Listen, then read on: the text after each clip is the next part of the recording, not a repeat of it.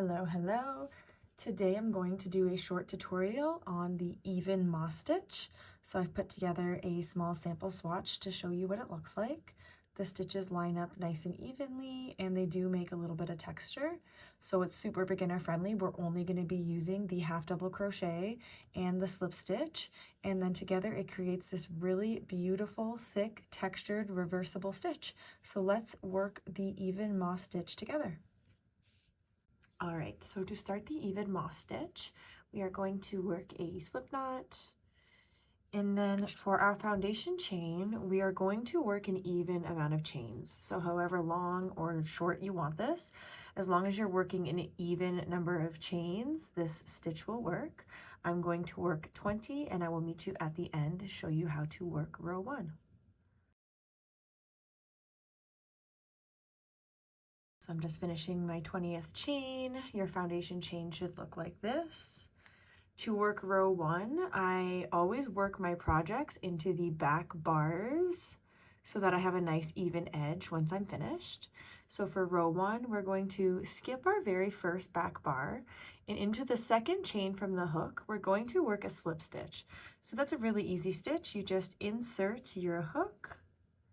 You're going to yarn over and pull up a loop, and then you're just going to keep actually pulling through that other loop on your hook. So that's a slip stitch. Into the following chain, we're going to work a half double crochet. So yarn over, we're going to insert our hook, yarn over and pull up a loop, and that's going to leave us with 3 on our hook, and then we will yarn over and pull through all 3. So those are the only 2 stitches you need to know to do the even moss stitch. The rest of the row is completed just by repeating that. So work a slip stitch followed by a half double crochet into the following, and you're going to repeat that until the very end, and I will meet you there and show you how to finish it off.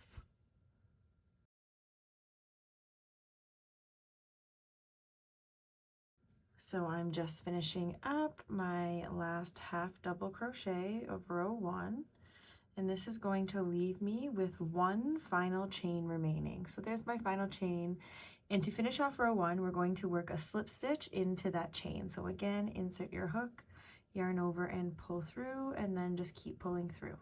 So that's what row 1's going to look like on this side of the work. If you turn it over, you're going to see the texture starting. So let's work row 2 now. This row is the repeat row. So if you can get this row down, row 2, you're just going to repeat that for however long you want the project to be. It starts with a chain 1 and then turn your work. This is the chain 1 we just made, so we're not going to count that as a stitch. So into our first stitch, we're going to work a slip stitch.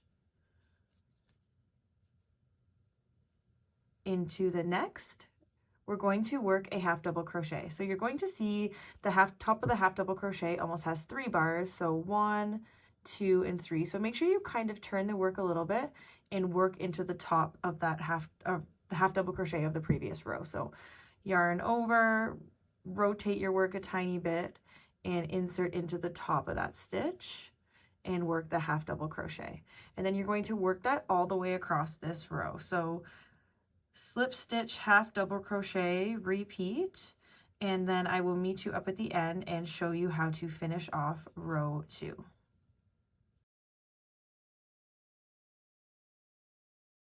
So I'm just finishing up my final half double crochet of row 2, and then you're going to have 1 stitch remaining, and so to finish off row 2 you will work the slip stitch. So the row 2 again is your repeated row, and you're going to repeat that for however long you want to do it. And remember, when you're doing the half double crochet, that you kind of rotate the work and work into the top of the stitch versus that front bar there. So leaving that front bar out is what creates the texture.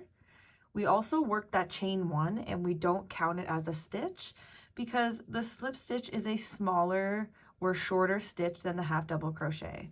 So if we don't work that chain 1 at the beginning of each row, the work is going to fold in on itself because it's just a lot shorter at the edges. So make sure you don't miss that chain 1, it's very important. And I will show you a bigger swatch here just so you get the full effect of the beautiful texture and even stitches that the even moss stitch gives us.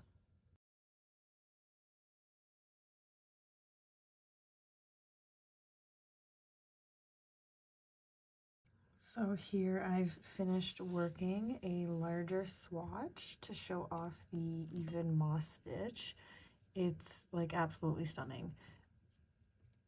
The texture on it is like visible from the half double crochets being pushed out by the slip stitches on either side of them. It's a very thick stitch, so not a lot of holes. It would be great for a baby blanket or a dishcloth, and it's just, like I said, gorgeous, super easy. All you need to know is 2 stitches, and then you get this beautiful outcome after you combine them. So that is the even moss stitch. I hope that this helped you guys out.